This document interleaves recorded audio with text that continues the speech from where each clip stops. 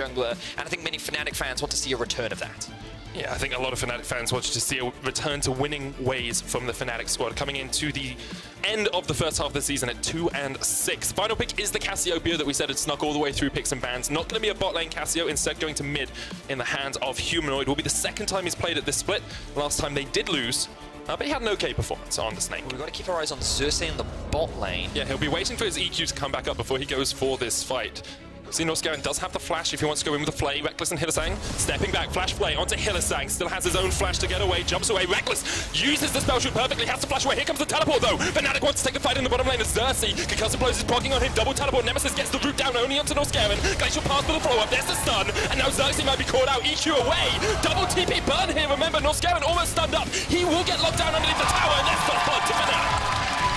We wanted to see early game action from Fnatic, and they said, nope, you're not shutting our bot lane down anymore. Options. His first gank is actually around the mid lane. They want to try and burn the cleanse away from Humanoid to try and set something up. I love how defensive Whip was playing, but he gets a little too close. EQ doesn't land, looking for the mark of the storm, can't quite connect with that stun, and Whippo gets away. That's a lot stronger from Whippo. Set up. This is not skipping steps. This is how it's done properly.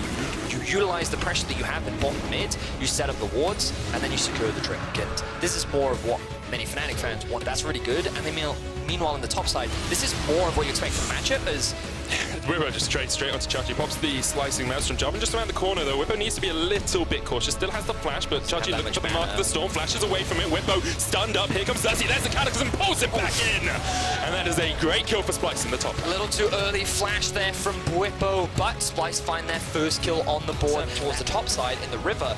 Allows Broxah to get an uncontested Rift Herald. As we see Xerxes look for a gank in mid, but not going to be able to lock anyone down. Nemesis is doing a good job of escaping that. Bot lane tower did go down to Splice as well, but it's a very strong start for Fnatic. 15 minutes in, they have a 2,000 gold lead. Siege onto these towers, and look, they've already got the Rift Herald at mid. That's going to knock onto the tower, and Fnatic will secure their third tower of the game. So I think in terms of randomization, that makes sense. And Kobe, I wouldn't be surprised if you actually went for something like a... I mean, you see the double daggers, situations like that, he's able to escape. So I quite like the phase rush, I think it was a good pickup.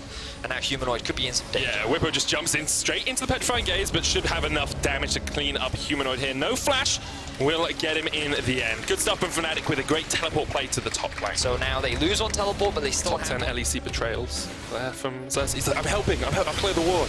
Can't do it yet. Chachi trading onto Whippo in the bottom lane, but Whippo will just land that accelerated shot blast. And that's the thing with Jace, right? You have your kind of trading window. You can already see.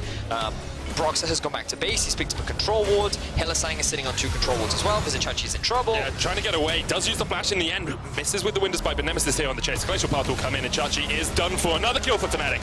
3 on the board for them now, and Rekkles actually gets his first of the game. And this makes it very easy. I like the fact that, Nemesis could be in some trouble right now. Goes into the Frozen Tomb, Humanoid and Chachi on the chase here, Norscaran on the flank as well. Xerxes jumps to the backline, Norscaran flashes forward, there's a hook as well, lands in. Cataclysm used, Xerxes so low, Whippo free to open up from the side of this fight. Humanoid, Rekkles gets one already as Xerxes goes down, as well as Hylissang. There's a slicing mouse from Norscaran so low, Chachi just about getting away, it's all on Kobe. Open up with the big guns, Super Mega Death Rocket, Kobe can just sweep his way through the Fnatic front line. Brox is going to follow as well, Whippo trying to get away, but the zap with the chase.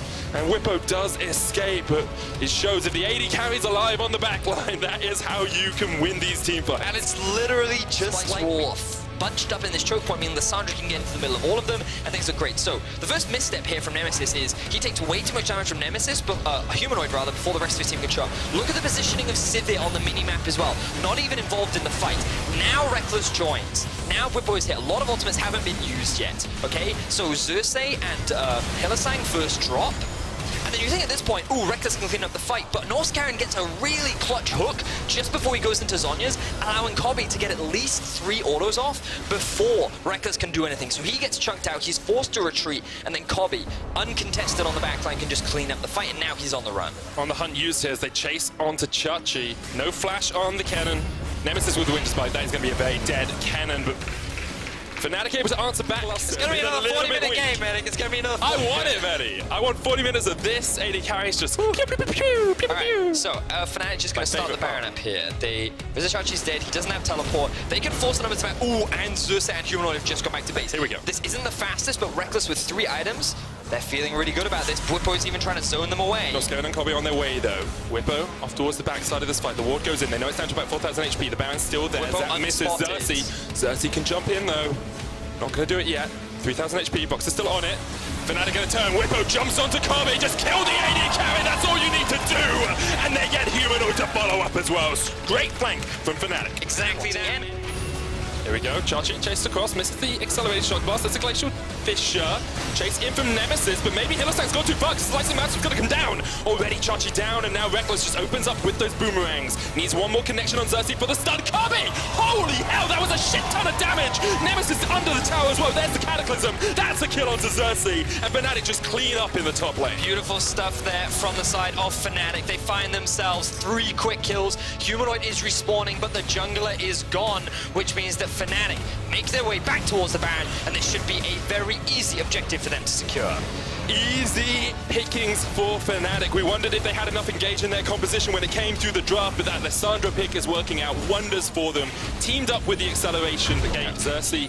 Whippo, after being put behind in the top lane a little bit, just continues to wail away on Chachi. Whippo brings down the hammer, can't quite get the final shot, and maybe he's overextended. Flashes forward. Xerxes behind him, but look at this. They're both just running away from the chase. Whippo on the chase. There's the redemption as well. The hook comes out. Whippo will be kept alive with that redemption. Here comes the chase from Nemesis. That's 1. Frozen Tomb used on himself.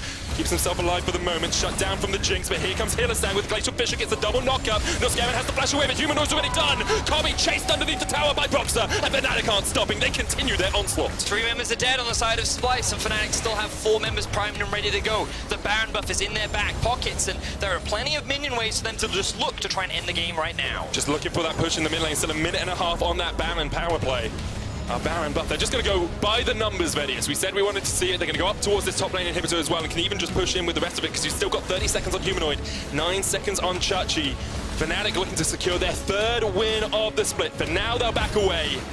But you have to feel they are very close to seeing that victory screen. Part comes out from Nemesis, just forcing Norscaven away, but here come the super minions. Double minions in each wave. Bottom top, bottom mid pushing in. There's the on the hunt. They're chasing them in. That's a glacial path as well. Not quite going to connect.